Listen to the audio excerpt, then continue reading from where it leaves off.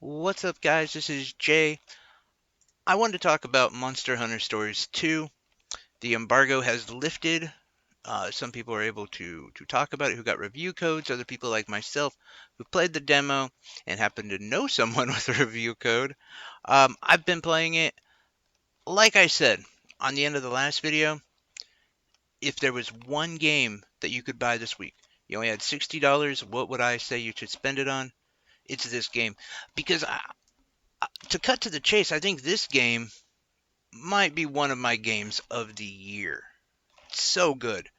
And I want to start off by saying I'm not really a Monster Hunter fan.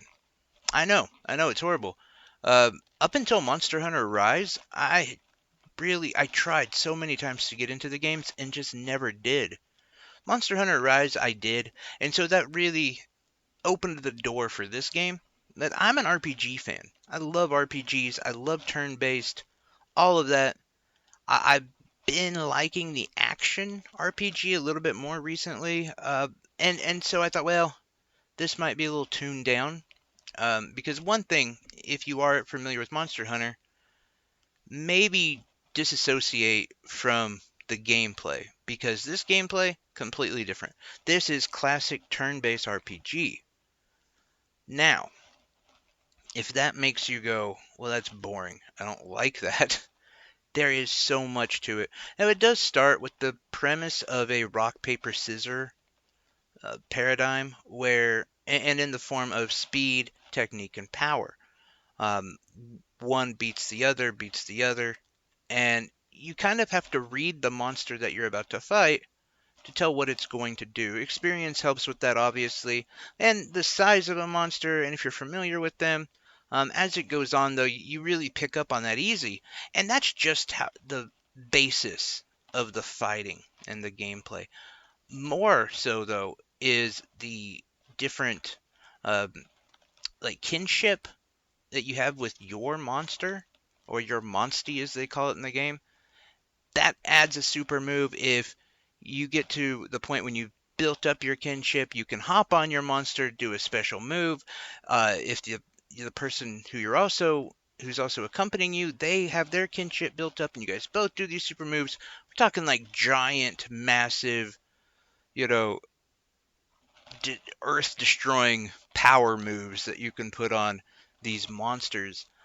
So the gameplay, super, super fun, intricate, complex, but I'll be honest, it's NEMA friendly, meaning an idiot can pick it up. And no, with those kind of games, like I will sometimes just kind of skip through stuff or I miss nuances in skills and things like that. But I was easily able to handle the combat and to feel like I had a good grasp on it. Now, this is, by the way, just an early impression because I haven't beat the game yet. The game is really long. Um, I've heard that it ranks in at about 40 to 50 hours. But if you want to do everything, it could take like 100 hours. 70 to 100 is what I heard. And I know that's a huge gap.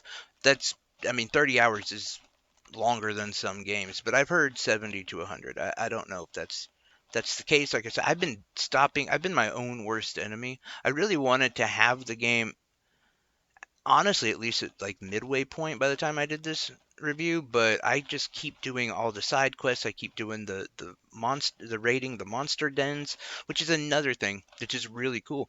You don't care about the story, which is the story's fine. It is what it is. It facilitates the game. But if you don't even care about that, raiding monster dens is also really, really fun. So you'll go into these dens and you don't really know what you're going to find. The whole goal is, either to level up, to farm a monster, to get better gear, because we're playing Monster Hunter, right? Like that's the point of the game.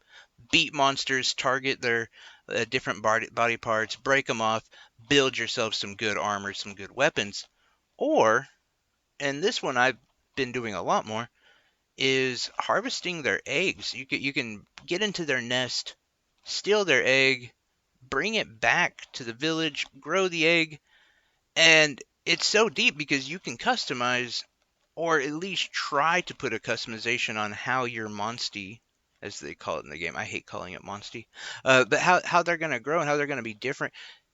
There is a ton of customization, a ton of depth to this game, and that's like honestly, that's what I've been doing most of my time.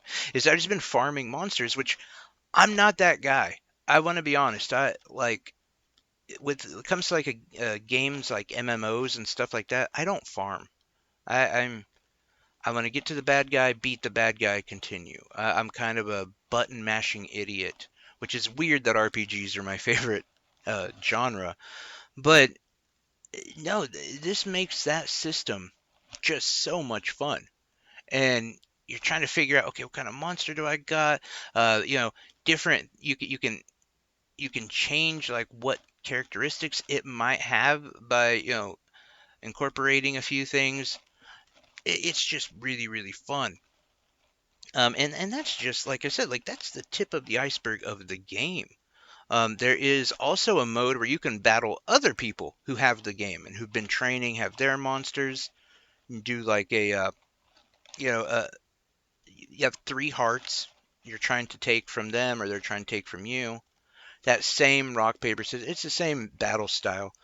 So if you're really good at it and they're really good at it, it's a lot of fun. You have a lot of draws. It's highly tactical.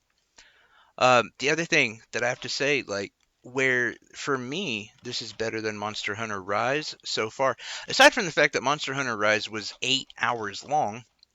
Um, I know it can be longer if you do other stuff, but the other thing though too is like with Monster Hunter Rise, you had this one central hub, and outside of a few characters, a few places, it was uh, kind of boring, honestly. Like going on the hunts and the raids and things like that were really fun, but the when the downtime, if you will, there wasn't much to do. And in this game, it's this giant open world. There's a bunch of different villages that you can visit that are different. They're more lively. There's more people to talk to. Um, just so much more depth in this game. I'm gonna be honest and say that I probably won't do my final thoughts and my final verdict on this video for maybe a week or better because I'm gonna be just enjoying the hell out of this game. And I recommend anybody to pick it up. Now, the last thing that I do want to talk about, though, because I think it's noteworthy, is the graphics and the performance. So, not great. Now, the graphics are fine. I actually like the graphics. It has that almost cell shading kind of thing going on. Um, it's a good Nintendo Switch game. Uh, we're not looking at PS5 kind of, not Ratchet and Clank graphics, and that's not what we're here for. That's not what we're here for fun. And the graphics in itself are all they're fine. They're great. They are what we expect. But it's the performance. The frame rate, it gets a bit clunky. It drops a bit. It's underwhelming. I'll put it that way. And if only Nintendo Switch could release a new model that, I don't know, worked on performance, it would be great for this game. But unfortunately, that's not going to happen for a while. Uh, Here's the thing, though, that I will say. Even with that as a pretty major negative and a major negative to a lot of people with the frame rate dropping and uh, for lack of a better term, I'm just going to say the screen gets a little janky at times. Even with that, it's fun. Like, it's great. It almost didn't even bother me, to be honest. The other negative that I would say personally, two negatives. One, you have a partner who joins you, and he's kind of annoying. He really does kind of annoy me. And that's that's personal. So, but the controls, I don't love the controls. Uh, like to get your character to run, you almost have to tilt like full on forward, like to get a run. It's a very it's touchy. When you play it, you'll see what I'm talking about. You're running through these great atmospheres, these villages, these you know landscapes, and you just feel like I don't know, you don't have as much control over your character as you would like. Um, but you know what? Again, the game is so good that that really didn't bother me. And I find that interesting because control is a big one for me. And the fact that sometimes you go to harvest something or whatever, you're just like mashing the A button because the character isn't responding as quickly as you would like or in the right area that you would like. And that's all really about control. And it didn't bother me. I'm like, oh, yeah, whatever. That's just an inconvenience. This game is great. I'm going to keep my eyeballs glued to it.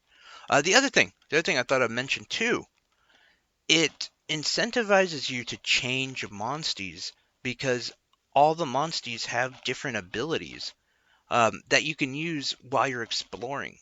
Like, oh, if there's a chasm, oh, I'm going to switch so to this one because this one can jump and this one can climb better. This one has some super speed or can bash into a wall or an area that could be broken apart.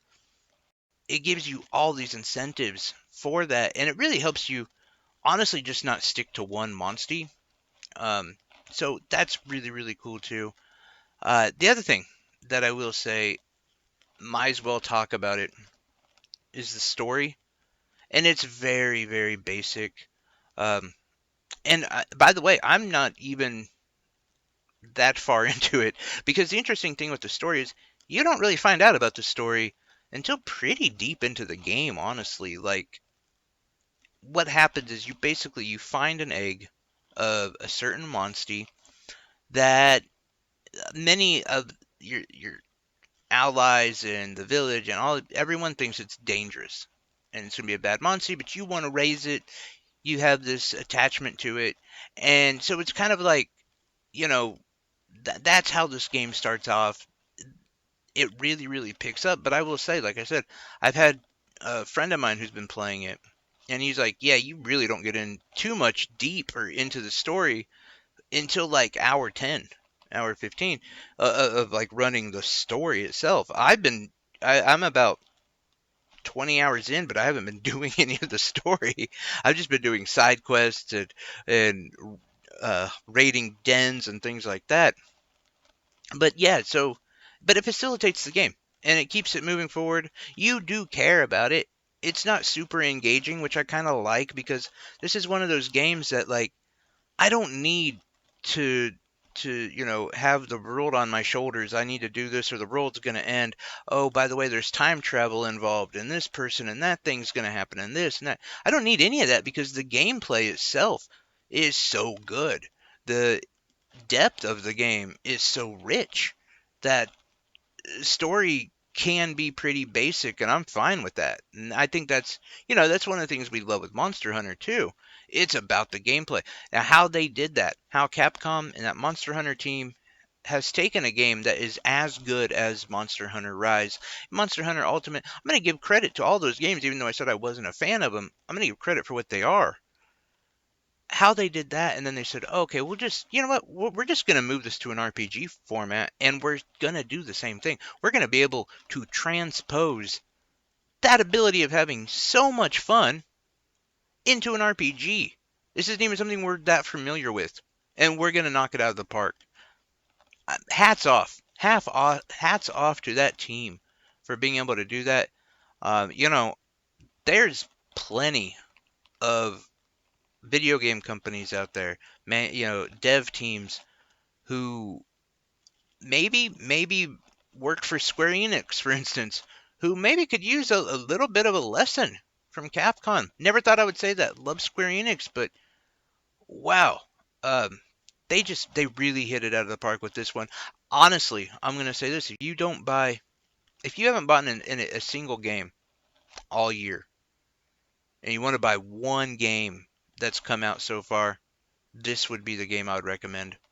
If you don't have a Nintendo Switch, I feel for you. That sucks because you're missing out on, yeah, I'm gonna go ahead and say the best gaming experience I've had. And I've played all the big ones that's come out. I've played a lot of smaller ones as well that's come out this year. And by far, this is the best game I've played this year so far. Really, really enjoying it. I can't recommend it enough. I've blabbered on enough. Almost 15 minutes of just going on about how great this game is. Um, I will do a final verdict after I've actually beat the game, after putting more time into it. But yeah, if you're on the fence, jump. Make that commitment. This game comes out from the time I'm recording. This game will be out in about, looks like, 8 hours. So when you have that chance to pick it up, I would definitely do it. Uh, so far, I'm at like a 9.5 out of 10. I don't know if it can drop anymore, um, or if it can raise anymore, but we'll see. We'll see when I'm finished with it. Anyway, guys, thank you so much. You have a great day. Take care of yourself and take care of your loved ones. Bye.